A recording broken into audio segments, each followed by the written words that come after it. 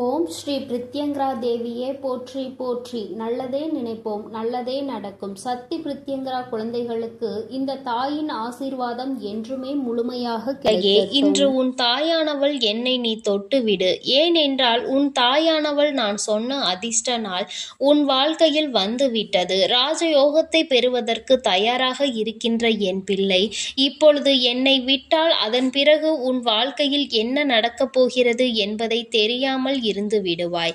என் பிள்ளையே, எல்லோருக்கும் வாழ்க்கையில் அதிர்ஷ்டங்கள் வந்துவிடுவது கிடையாது. சிலருக்கு அதிர்ஷ்டம் என்பது வாழ்க்கையில் எப்பொழுதாவது தான் கிடைக்கின்றது. சிலருக்கு அந்த அதிர்ஷ்டம் கிடைத்தும் அது அதிர்ஷ்டம் என்று தெரியாமலேயே விட்டு விடுவார்கள். அதுபோலதான் உன் வாழ்க்கையிலும் அதிர்ஷ்டம் பலமுறை உன் வீட்டு கதவை தட்டியும் என் பிள்ளை அந்த வாய்ப்பினை நீ சரியாக பயன்படுத்தி கொள்ளாத நாள்தான் இன்று இத்தனை வேதனைகளையும் நீ அனுபவித்து கொண்டிருக்கின்றாய். அதிலும் குறிப்பாக இன்று இந்த தாயானவள் உனக்கு நடத்தி தரப்போகின்ற அற்புதம் இந்த நல்ல நாளில் உன்னுடைய வாழ்க்கையில் மிகச் சிறந்ததாக இருக்க போகின்றது. என் பிள்ளையின் வாழ்க்கையில் ஒரு நாளும் மறக்க முடியாத அளவிற்கு அற்புதத்தை அம்மா உன் வாழ்க்கையில் நடத்தி கொடுக்க போகின்றேன். என் பிள்ளை, நீ எத்தனை முறைதான் இந்த வாழ்க்கையை பற்றி சிந்தித்து மனம் வேதனையை அடைந்து கஷ்டப்பட்டு துன்பப்பட்டு துயரப்பட்டு இனிமேல் எதுவுமே இல்லை என்று ஓரம் கட்டப்பட்டு நின்று கொண்டிருக்கின்ற நேரத்தில் இந்த தாயானவள் என்னை சந்தித்தாய் அல்லவா? சத்திய வாக்கினை தருகிறேன், உன் வாழ்க்கையில் இதை நடத்தி கொடுப்பேன் என்று அம்மா உனக்கு உறுதி வாக்கினை தருகின்றேன். அப்படி நான் தருகின்ற வாக்கு ஒவ்வொன்றும் உன் வாழ்க்கையில் நிச்சயமாக பலிக்கின்றதா அல்லது நடக்காமல் போகின்றதா என்று என் பிள்ளை நீ நினைக்கின்றாய் அல்லவா? இந்த அதிர்ஷ்ட நாளில் அம்மா வந்திருக்கின்றேன். ஒவ்வொரு முறையும் உன்னிடம் சொல்வது போல இந்த நாளில் உனக்கு நான் நிறைவேற்றி கொடுக்கிறேன் என்று நான் சொன்னது அந்த நாள் இன்று உன் வாழ்க்கையில் வந்திருக்கின்றது. என் பிள்ளையே, நீ உன் வாழ்க்கையில் செய்த முயற்சிகள் அனைத்திற்கும் ஆன பலன் உனக்கு கிடைக்கப் போகின்றது. ஏதோ ஒரு வகையில் இந்த வாழ்க்கையை நீ வென்று காட்டியதை உணரப் போகின்றாய். ஏதோ ஒரு சூழ்நிலைதான் இந்த வாழ்க்கையில் நீ பட்ட சில அவமானங்கள் எல்லாம் இப்பொழுது உன்னை விட்டு சென்று விட்டதை நீ உணரப் போகின்றாய். அவமானங்களை கொடுத்தவர்கள் உன் வாழ்க்கையை விட்டு விலகி சென்றதையும் நீ கண்கூடாக காணப்போகின்றாய். என் பிள்ளையே, இந்த வாழ்க்கை உனக்கு எதையெல்லாம் கொடுத்து உன்னை சாதிக்க சொல்லியதோ அந்த நேரத்தில் அதையெல்லாம் விட்டுவிட்டு என் பிள்ளை நீ நின்றிருந்த நேரம் இனிமேல் அதுபோன்று எதுவும் நடக்காதபடி உன் வாழ்க்கையில் உனக்கான நல்ல நேரம் ஆரம்பித்து விட்டது. அம்மா, எனக்கு கிடைத்த வாய்ப்புகள் என்று தெரியாமல் தான் நான் தவறு செய்து விட்டேன். ஆனால் இனி ஒருபொழுதும் எனக்கு கிடைக்கின்ற வாய்ப்புகளை நான் விட்டுவிட மாட்டேன் என்று என் பிள்ளை நீ சொல்கின்றாய் அல்லவா? நிச்சயமாக உன்னுடைய வார்த்தைகளுக்கு மதிப்பளித்து உன் தாயானவள் மீண்டும் உன் வாழ்க்கையில் உனக்கான வாய்ப்புகளை ஏற்படுத்தி கொடுக்க போகின்றேன். என் தங்கமே, நான் தருகின்ற இந்த வாய்ப்புகள் உன்னுடைய வாழ்க்கையின் அடுத்த கட்டம் என்னவென்று உனக்கு காண்பிக்கும். சந்தோஷமான நேரம் என்னவென்பதை உனக்கு உணர்த்தும். இனி இந்த வாழ்க்கையில் எதை அனுபவிக்க போகின்றாய் என்பதனை உனக்கு காட்டும். இவை எல்லாமே உனக்கு இன்றே தெரிய வந்துவிடும். ராஜயோகம் என்பது என் பிள்ளையே, நீ எதிர்பார்க்காத ஒரு விஷயத்தில் உனக்கான நல்ல செய்தி ஒன்று இன்று நிச்சயமாக வந்து சேரும். என் பிள்ளைக்கு மனதில் இருக்கின்ற ஏக்கங்களும் வலிகளும் இன்றோடு தீரப்போகின்றது. இதற்காக தான் இத்தனை கஷ்டப்பட்டோமா என்று என் பிள்ளை எண்ணி வியக்கின்ற அளவிற்கு உன்னுடைய வாழ்க்கையில் உனக்கான சந்தோஷங்கள் எல்லாமே வரப்போகின்றது. என் பிள்ளையே, சில நேரங்களில் நீ செய்கின்ற சில தவறுகள் என்னவென்று உன் கண்களுக்கு தெரியாமல் போய்விடுகின்றது. நம் வாழ்க்கை என்ன நிலையில் இருந்தது என்பதை ஒரு நொடி கூட நீ சிந்திக்க நினைப்பதில்லை. ஏன் தெரியுமா? ஒரு கஷ்ட காலத்தில் இருக்கும் பொழுது மட்டும்தான் அதை பற்றி நீ அதிகமாக சிந்தித்து வருத்தப்படுகின்றாய்.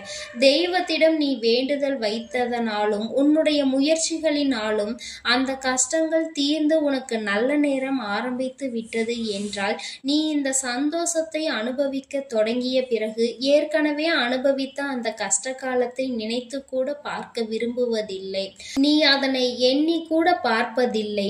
இப்படி நீ சில தேவையற்ற விஷயங்களை உன் வாழ்க்கையில் நினைத்து கொண்டிருக்கின்ற சில விஷயங்களினால்தான் உன்னுடைய வாழ்க்கை உன்னை பின்னோக்கி இழுத்து செல்கின்றது என்பதை மறந்துவிடாதே. இன்று இருக்கின்ற சூழ்நிலையை மட்டும் வைத்துக்கொண்டு நினைத்ததை எல்லாம் அடைய வேண்டும் என்று நினைப்பதற்கு பதிலாக ஏற்கனவே இருந்த சூழ்நிலையை சற்று மனதில் கொண்டு நம் வாழ்க்கை எப்பொழுதும் ஒரே சரிசமமாக சென்று கொண்டிருக்க வேண்டும் என்பதில் கவனமாக இரு. ஏனென்றால் ஏற்கனவே இருந்த நிலை மீண்டும் திரும்ப வரும் என்று நிச்சயமாக சொல்லவும் முடியாது, திரும்ப வராது என்பதனை உறுதியாக சொல்லவும் முடியாது. மீண்டும் அதே நிலை திரும்ப வருகிறது என்றால் சமாளிக்கின்ற பக்குவம் என் பிள்ளை உனக்கு இருக்க வேண்டும்.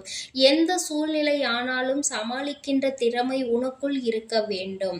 அதனால் ஆரம்பத்தில் என்ன நிலையில் இருந்தாலும் அந்த நிலையை ஒரு நாளும் மறக்காமல் எப்பொழுதும் ஒரே போல என் பிள்ளை நீ வாழ்ந்து காட்ட வேண்டும். என் தங்கமே, சில உறவுகள் உன்னை விட்டு பிரிந்து செல்வதற்கு கூட அது ஒரு காரணமாக இருக்கும். ஏன் தெரியுமா? நீ கஷ்டப்படும் பொழுது உன்னோடு இருந்தவர்கள் நீ நல்ல நிலைக்கு வந்த பிறகும் உன்னோடு இருந்து கொண்டிருப்பார்கள்.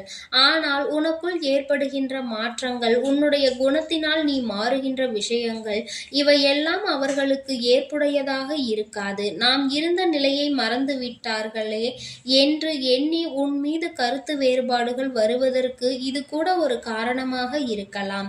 அதனால் என் பிள்ளையே, சரியான சந்தர்ப்ப சூழ்நிலைகளை எல்லாம் உணர்ந்து கொண்டு இந்த வாழ்க்கையில் உனக்கு வருகின்ற எல்லா விஷயங்களையும் புரிந்து கொண்டு நீ சரியாக இந்த வாழ்க்கையை எதிர்கொள்ள வேண்டும். எல்லாவற்றிற்கும் மேலாக என் தங்கமே, நீ நினைத்தது எல்லாம் உன்னை வந்து சேரும் என்பதில் உனக்கு எந்த சந்தேகமும் இல்லையானால் அவையெல்லாம் உன்னை வந்து சேர்வதற்கான முயற்சிகள், நீ உன் மனதில் வைத்திருக்கின்ற நம்பிக்கை, இவையெல்லாம் எந்த அளவிற்கு இருக்கிறது என்பதையும் நீ சரியாக கவனித்து கொண்டாலே போதும். என்றுமே உன்னுடைய வாழ்க்கையில் உனக்கு உறுதியான விஷயங்களை கொடுக்க உன் தாயானவள் நான் காத்து கொண்டிருக்கின்றேன். நீ வேண்டும் என்று சொல்லிவிட்டால் போதும், அம்மா அதனை உனக்கு தருவதற்கு ஓடோடி வந்து விடுவேன். என் பிள்ளையே, நீ என்றென்றைக்கும் உன்னுடைய மனநிலையில் மட்டும் மாற்றங்களை கொண்டு வராமல் இருந்து விட்டால் போதும். அதிர்ஷ்ட நாள் என்பது உனக்கு இன்று மட்டும் அல்ல, தினம் தினம் உன் வாழ்க்கையில் அதிர்ஷ்டம் உன்னை தேடி வந்து கொண்டே இருக்கும். ராஜயோகம் என்பது என் பிள்ளையே நீயாக உன் வாழ்க்கையில் தேடிக்கொள்வதாக இருக்கும் என்பதை நீ புரிந்து கொள்வாய்.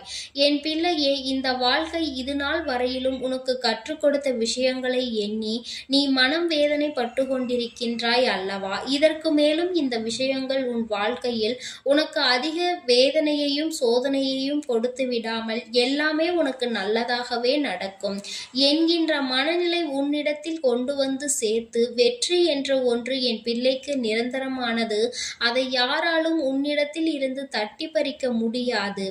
அவரவர் திறமையை கொண்டு வாழ்க்கையில் முன்னேற வேண்டுமே தவிர அடுத்தவர்களினுடைய வாழ்க்கையை யாராலும் பறிக்க முடியாது என்பதனை என் பிள்ளை நீ புரிந்து கொள்ள வேண்டும். என் தங்கமே, இந்த சூழ்நிலை உன் வாழ்க்கையில் நிச்சயமாக மாறும். நான் அதை மாற்றி காட்டத்தானே உன் வாழ்க்கையில் வந்திருக்கிறேன். நான் கொஞ்சம் கொஞ்சமாக உன்னுடைய சூழ்நிலைகளை எல்லாம் மாற்றி காட்டி இந்த வாழ்க்கையில் உன்னுடைய நிலை என்ன, இந்த வாழ்க்கையை நீ எப்படி வாழ வேண்டும், எப்படி இந்த வாழ்க்கையை எதிர்கொள்ள வேண்டும் என்பதையெல்லாம் உனக்கு நான் காட்டி தருகின்றேன். என் பிள்ளையே, மனம் முழுக்க நீ சந்தோஷத்தோடு வாழ வேண்டும். என்றுமே இந்த தாயானவள் உன் வாழ்க்கையில் உனக்கானதை எல்லாம் உன்னோடு இருந்து கொண்டு உன்னுடைய ஆசைகளை நிறைவேற்றி கொடுப்பேன் என்பதில் மட்டும் நீ எந்த விதமான மனக்கருத்து வேறுபாடுகளையும் வைத்து கொள்ளாதே. அம்மா என்றுமே உன்னோடுதான் இருக்கின்றேன். என் செல்ல குழந்தைக்கு இந்த தாயானவளினுடைய ஆசீர்வாதங்கள் எப்பொழுதும் முழுமையாக கிடைத்து கொண்டே இருக்கும். என் தங்கமே, என் அன்பு குழந்தைக்கு இந்த சக்தி பிரித்யங்கராவின் அன்பும் ஆசீர்வாதமும் முழுவதுமாக கிடைக்கும். ஓம் ஸ்ரீ பிரித்யங்கரா தேவியே போற்றி போற்றி. ஓம் ஸ்ரீ பிரித்யங்கரா தேவியே போற்றி போற்றி.